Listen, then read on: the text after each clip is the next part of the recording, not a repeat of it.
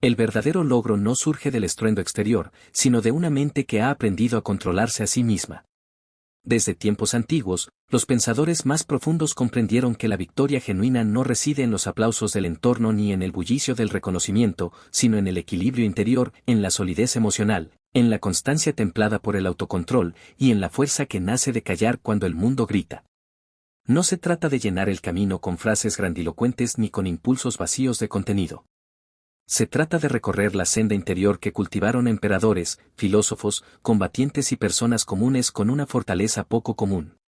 Un trayecto que enseña a dominar los pensamientos antes de pretender dirigir el exterior, porque toda transformación genuina empieza en lo profundo del ser.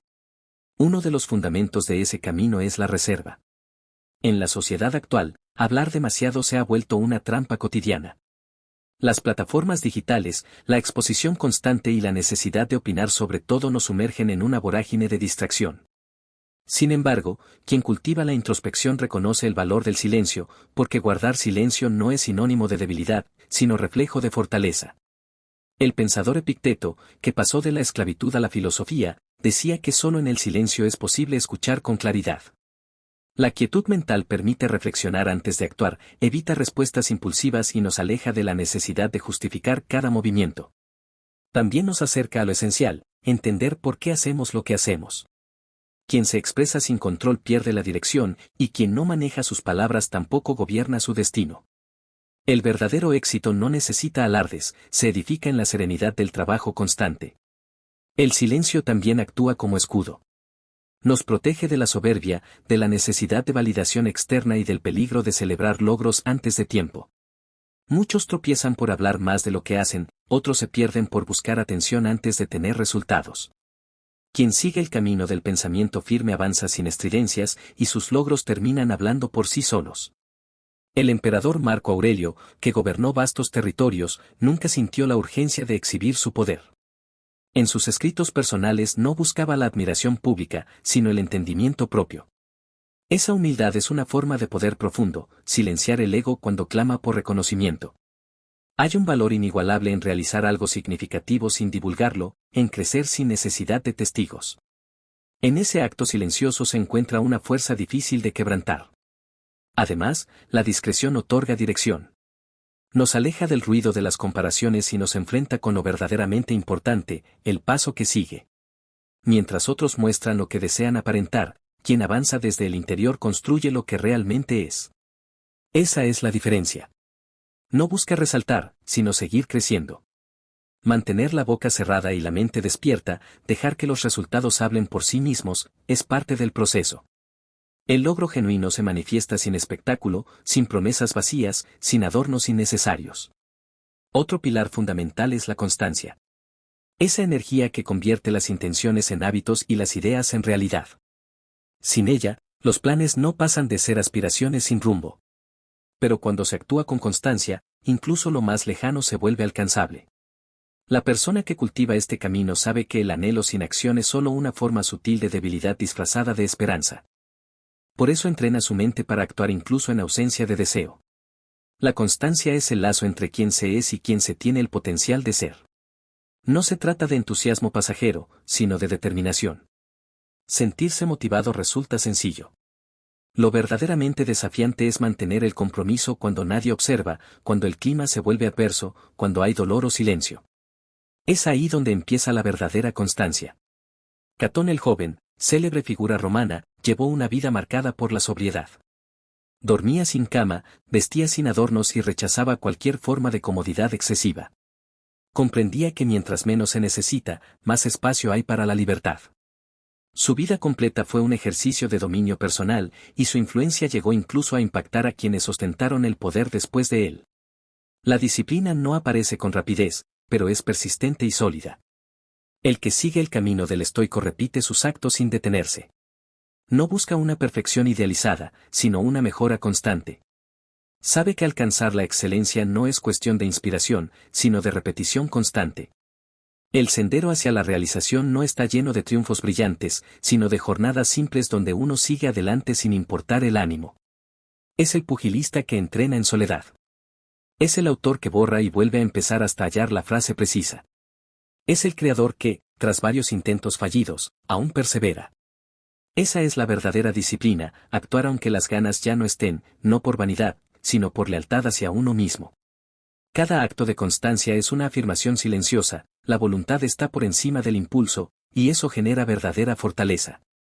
El poder interno no se recibe como herencia ni se obtiene prestado. Se cultiva a lo largo del tiempo. Es la energía invisible que sostiene a una persona cuando todo a su alrededor se desmorona. Es la decisión de continuar cuando ya no queda nada más que el carácter. Los antiguos estoicos sabían que lo externo escapa a nuestro control, pero la mente puede ser gobernada. Y quien dirige su mente posee un tipo de fuerza que nada puede quebrantar. El reconocimiento o los logros visibles pierden valor sin esa base interna. De nada sirve obtener todo si uno se traiciona en el proceso. Por eso quien sigue la filosofía estoica fortalece su interior día tras día. Lo hace a través de la contemplación, del estudio, del pensamiento crítico y de la acción concreta. No por moda ni apariencia, sino porque le resulta vital para mantenerse firme en la virtud. Séneca, pensador romano, fue dueño de riqueza y autoridad, pero también de una mente preparada para perderlo todo. Y lo perdió. Fue desterrado, perseguido y acusado, pero mantuvo su dignidad hasta el final. Eso es fortaleza interior, mantenerse de pie cuando todo lo demás falla. Es la capacidad de resistir aún cuando la vida golpea sin piedad. Y es en esa fase donde se comprende que alcanzar objetivos no lo es todo. Lo importante es el cambio interno que se produce durante el trayecto. El verdadero logro no es una meta a la que se llega, sino un modo de ser que se construye con el tiempo. Solo quienes han caminado ese proceso pueden sostener lo que han logrado sin perderse a sí mismos. La paciencia, entendida como visión estratégica, también forma parte del camino. No vence quien más se apura, sino quien sabe reconocer el momento adecuado para avanzar. En la visión estoica, esperar no es quedarse inmóvil, es pensar con claridad. Es analizar el contexto, ver con amplitud y decidir con inteligencia cuándo hablar, cuándo actuar y cuándo guardar silencio. Séneca lo expresó con precisión, no hay mayor nobleza que la gratitud genuina. También advertía que la sabiduría reside en saber esperar sin caer en la angustia.